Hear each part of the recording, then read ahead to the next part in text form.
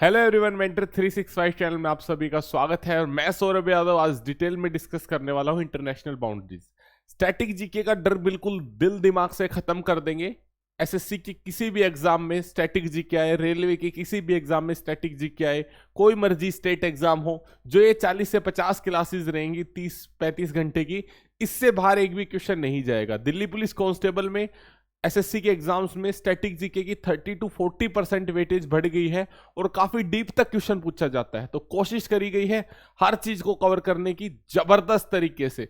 ठीक है मेरे भाई, तो आज पढ़ेंगे अंतरराष्ट्रीय सीमाएं, इंटरनेशनल बाउंड्रीज। तो सबसे पहले स्टार्ट करते हैं इंटरनेशनल बाउंड्रीज में। कुछ बाउंड्रीज हैं, देखो एक सिंपल सा आप एग्जाम्पल समझो। ये कोई देश है ए और ये कोई दूसरा देश है बी। इनके बीच में जो ये सीमा लगती है, ये जो एरिया लगता है, इसको इंटरनेशनल बाउंड्री कहा गया है। जैसे अपने गांव की, एक गांव की दूसरे गांव की सीमा लगती है, तो हम नहीं कह देते ये सीमा है, यहां हमारा गांव खत्म हो रहा है, दूसरा गांव शुरू हो रहा है, तो जो किला लाइन बोलते हैं वो जो है वो बाउंड्री है। ऐसे ही देशों के बीच में जो बाउंड्री है उसको इंटरनेशनल अंतरराष्ट्रीय सीमा बोला जाता है। सबसे फेमस, सबसे ज्यादा क्वेश्चन पूछे जाने वाला लाइन है मैकमोहन लाइन।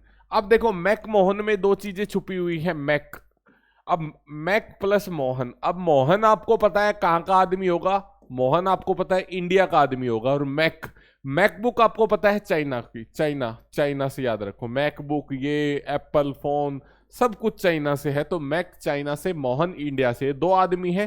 तो मैकमोहन लाइन किस किस के बीच में होगी? इंडिया और चाइना के बीच में, इंडिया और चाइना के बीच में। ठीक है, एक लाइन और है LAC, line of actual control, एक लाइन है एलओसी, लाइन ऑफ कंट्रोल। तो LAC line of actual control जो होगी वो इंडिया और चाइना के बीच में होगी। उसके बाद नेक्स्ट है रेड क्लिफ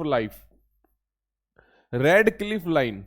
अब रेड क्लिफ से आप समझ सकते हैं, रेड का मतलब क्या होता है? हमेशा खतरा रहे। जहां पे रेड आपको पता है खतरे का निशान है। अब खतरा हमेशा अपने भारत देश पे हमेशा खतरा किस किस के बीच में होता है?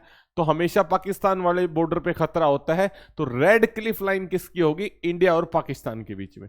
मैक आदमी कहां का था? चाइना का। तो मैकमोहन लाइन कहां से होगी? India and China. Red Cliff line कहां से होगी? इंडिया और पाकिस्तान के बीच में। उसके बाद डूरैंड लाइन किस किस के बीच में है? इंडिया एंड अफगानिस्तान में। आपको पता है सबसे छोटी अंतरराष्ट्रीय सीमा भारत की किसके साथ लगती है? अफगानिस्तान के साथ। और सबसे बड़ी अंतरराष्ट्रीय सीमा आपको पता है बांग्लादेश के साथ लगती है। तो सबसे छोटी सीमा किसके साथ है? अफगानिस्तान के साथ। तो सबसे छोटी अंतरराष्ट्रीय सीमा को हम क्या नजदीक से जाके नहीं देख सकते? नजदीक से देखेंगे तो गोली लग जाएगी। हमें कहां से देखना पड़ेगा? दूर से। और अफगानिस्तान में आपको वैसे ही पता है आतंक, ओसामा बिन लादेन और आतंकवादी गतिविधियां बहुत सारी हुई है। तो कभी भी भाई अफगानिस्तान को हमेशा दूर से ही देखना है, पास नहीं जाना। कहां से देखना है? दूर से देखना है। सबसे पहली इंडिया और पाकिस्तान बॉर्डर पे हमेशा क्या होता है? रेड होता है, रेड खतरा होता है। तो red Cliff.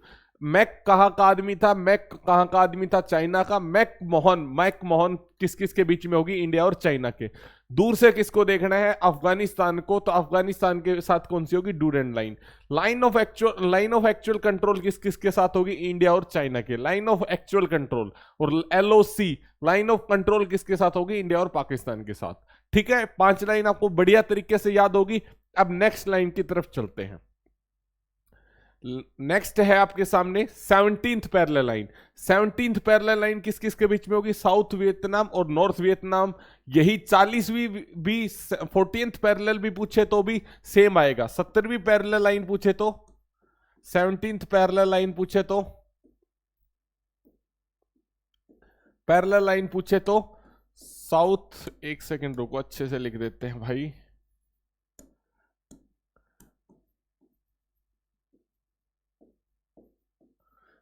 South Vietnam and North Vietnam. और 40वीं पैरेलल लाइन पूछे तो भी south Vietnam and North Vietnam रहेगा।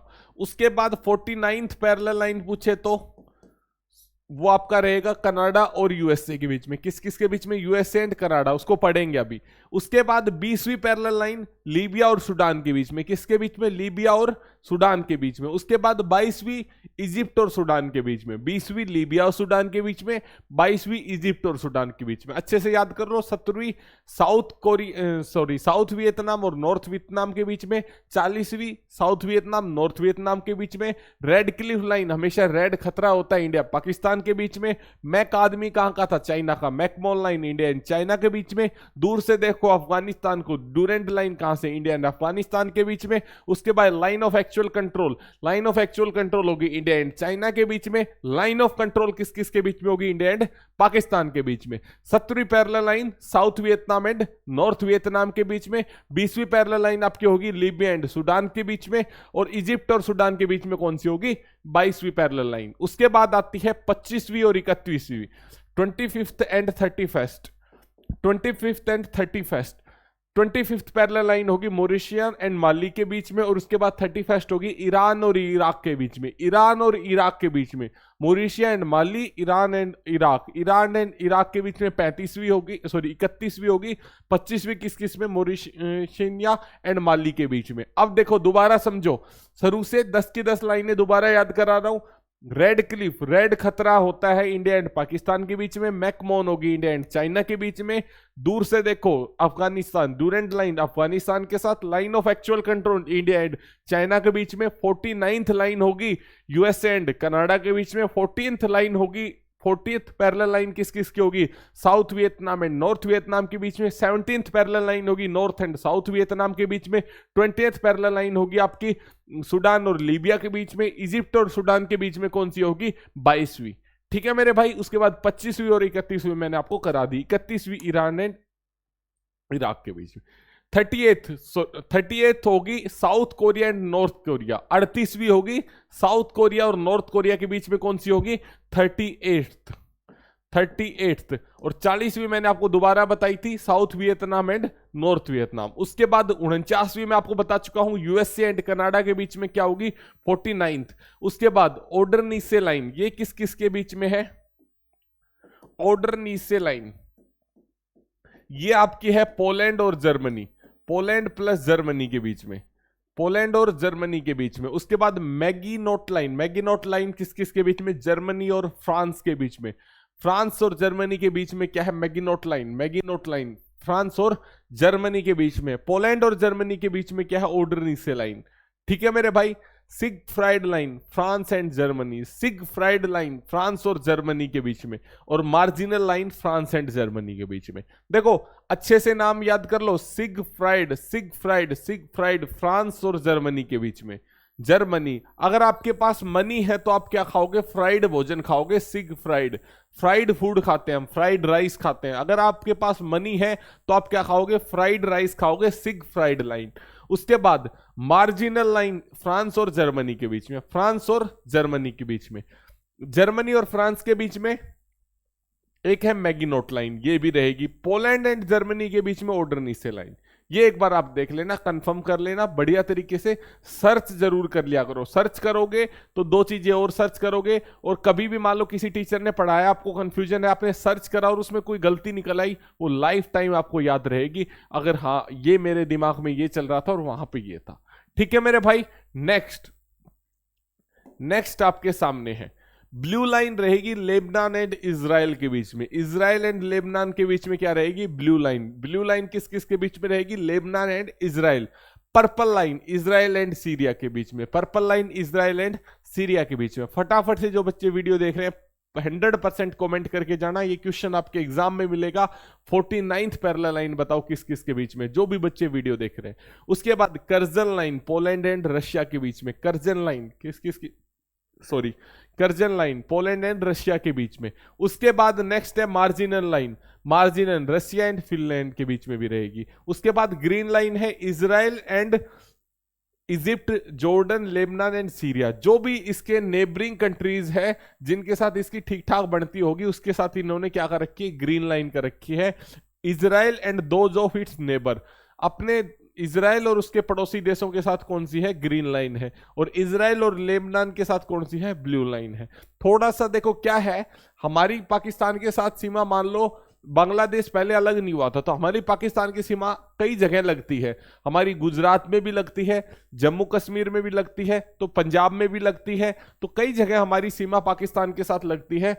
कहीं हम बागा बॉर्डर कह देते हैं, कहीं हम एलओसी कह देते हैं, कभी कभी कहीं कुछ कह देते हैं। तो अलग अलग जगह पे अलग अलग नाम है, इसलिए एक देश की सीमा दूसरे देश के साथ 2-3 जगह लग सकती है।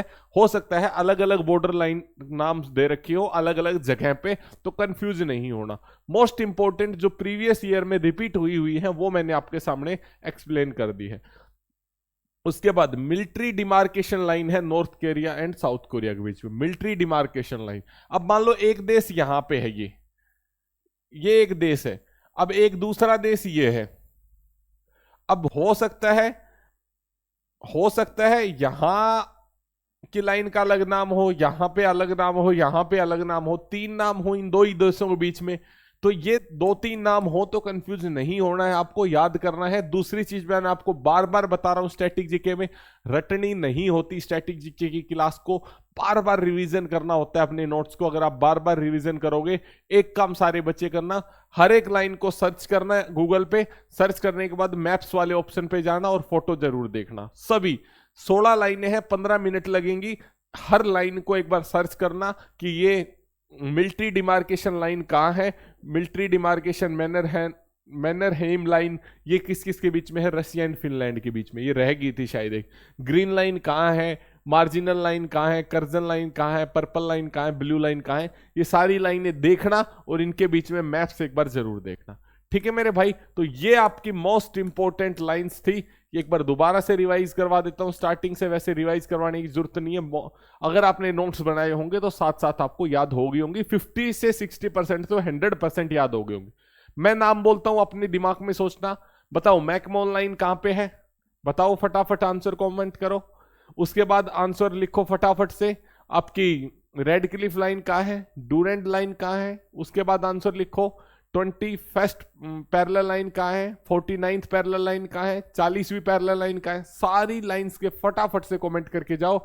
और कमेंट उसके बाद जो नेक्स्ट क्लास आने वाली है वो है इंटरनेशनल हेडक्वार्टर्स के ऊपर। तो तैयार हो जाओ नेक्स्ट वीडियो के लिए। और पूरी प्लेलिस्ट देखने के लिए प्लेलिस्ट सेक्शन में जाओ, कंप्लीट आपको स्टैटिक जीके की प्लेलिस्ट मिलेगी। 6 से 7 क्लासेस हो चुकी है। अगर अभी तक आपने पीछे वाली क्लासेस नहीं देखी हैं तो प्लीज जाके देखें और सब्सक्राइब करें मेंटर 365 को डेली इस सीरीज को देखने के लिए। Thank you, bye bye, take care, जय हिंद।